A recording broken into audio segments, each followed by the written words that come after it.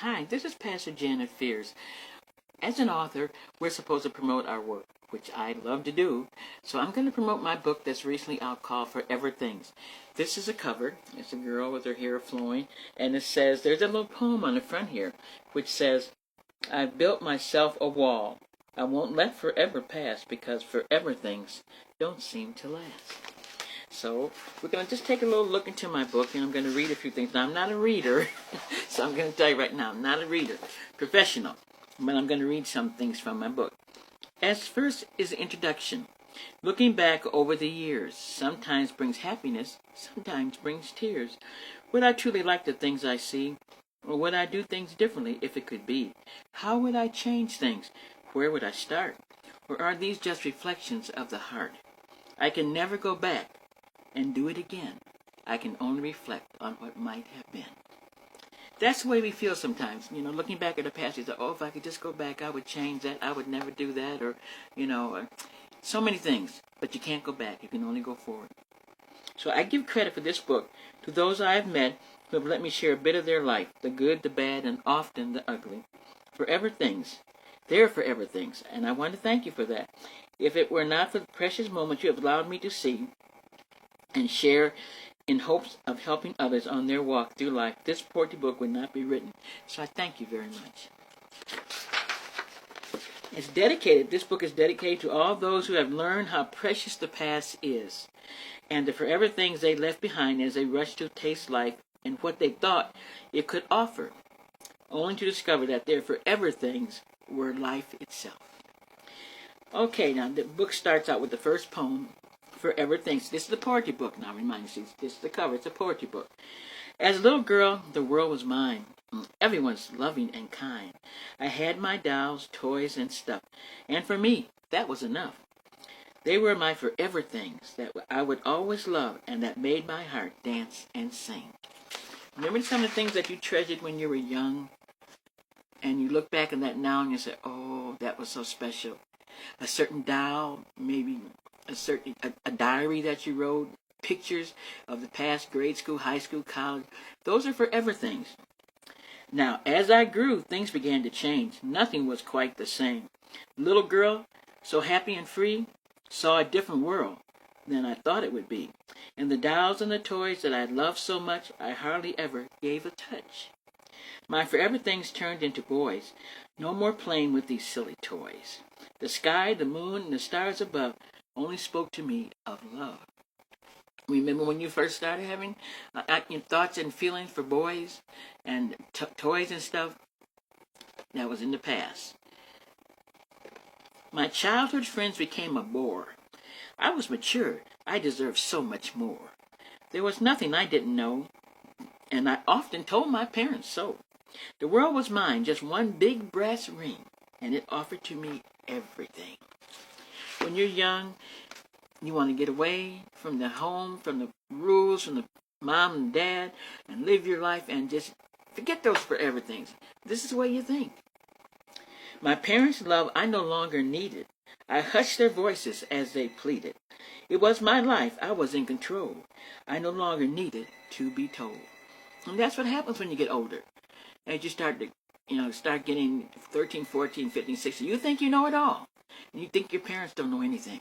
So you just kind of hush their voices and push it out of your mind and say, it's my life, and I'm going to do exactly what I want. So I left it all behind on the road to success. I was so blind.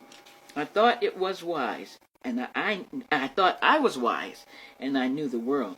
But I was just a silly girl. I met so many people out there, ones I thought really cared. They said they were my forever friends and would stay with me until the end. They laughed. We laughed, played, had so much fun, but they were false, everyone. That's the sad part, when you realize the things that you counted on so much as being true are not. They were all takers who wanted a part of me, but I was so blind I could not see. The clothes, the parties, and all the fun but my life was not a happy one. The face in the mirror became hard and cold, the innocence of my youth no longer to behold. The pleasures of the world were no longer sweet, and made demands I could not meet. I was no longer the master of my fate, but this knowledge came to me way too late. It was too late to turn back now, and I didn't really know how. Now, I'm going to stop there because I don't want to read the whole book to you. But this is reflecting on one person's thought about their past, forever things. Think about your forever things. Think about things in your life that you have done that, if you could just go back. If you could just go back and change it. If you could just go back. There was a song by, I'm trying to think of the country singer, where he said, thank God for unanswered prayers. And a lot of times that's the way we feel later. We look back and say, oh Lord, if I had, sometimes the things that you want, that's what that song is basically talking about. The things that you want, that you want so bad that you think you can't live without them. And that's what this country guy was saying. I can't think of his name. He sings, I've got friends in low places. I know you can probably think of who it is. But anyway, he's talking about, he went to a football game with his wife, and he saw an old flame that he thought, from way back when he was in high school and college, and how much he loved this girl, and he just prayed the Lord, give me this wife. It turned out that her life was not a happy one, and he realized that he thanked God that he never got with her. He thanked God for, sometimes we do, we have to thank God for unanswered prayers, for things that we want so bad that we didn't get. And I can reflect on that one time in my life that I wanted this one thing so bad, and I'm so glad, thank God, that he didn't answer that prayer. Because it would have been a detriment to me. And I would not be serving God today. See, so God is good. He knows the right prayers for us. So when you think back about your forever things, that's what this book is, reflecting on life as a retrospect. Thinking back of all the things that you had in this aspect that were so precious to you that you didn't realize were precious until you're older. Like think back on something, like I used to think back on how my grandmother used to have us help her in the kitchen. Oh, I used to, get so tired sometimes, we'd be cooking and baking and she'd hand me this, hand me that. Because she said, one day you're going to need to learn how to do all this. You're going to need to learn how to cook and everything, which thank God I got it all. But those were forever things. I'd give anything now to go back and cook and stand in the kitchen with my grandmother and cook. I really would. And I'd give anything just to walk and, talk to my mother. Those are forever things. And that's what this book is about. This girl is thinking back on all that she gave up to run into the world and take all that the world had to offer her and realize that the forever things in her past were truly the most precious things of all. So I'm not going to read you all the book, but you can see where this is going. She's reflecting and she's thinking back about all her forever things that she let go. So that's what this book is about. I hope you'll buy it. It's on Amazon and in Kindle. But it's just, my one friend read it and called me. She said it's the best book she ever read. She said it was so precious because she said it made her think about her things in her life. And that's what this is about. It's a reflecting back on one person's thoughts and realizing that the things that in the past were the forever things that truly last. And you know that yourself. In your memories, you have memories of things that your mother did, that your father did, trips you took, just the fun you had together. Those are the forever memories that you will always remember. You'll carry with you to the next life. So I hope you get a chance to buy my book. It's called Forever Things. It's on Amazon. I think you'll truly like it because it'll make you think, and that's what we want to do. We want to think about the past and reflect over all the precious things that we had, not going down in the future because you make future with your kids and everything else. But one day your kids will be looking back on the forever things that you've done with them. And they will remember the precious moments, the precious times. Like that song by Barbra Streisand, memories of the shadows of our mind, watercolor memories of days gone by. That's true. Those are precious memories. They're watercolor memories. They'll never fade. Memories never leave. That's one thing about memories.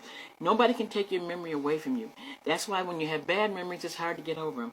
But when you have precious memories, those that are so precious that you just wish that you could go back, but they're in your mind. I still have in my mind cooking with my mother and my grandmother in the kitchen, learning how to make sweet potato pie, learning how to make flour bread, which is an old Southern thing. I don't know if anybody knows about flour bread, but it's an old Southern thing. And she used to make it with butter in the oven and put cinnamon on it. Oh, it was so good.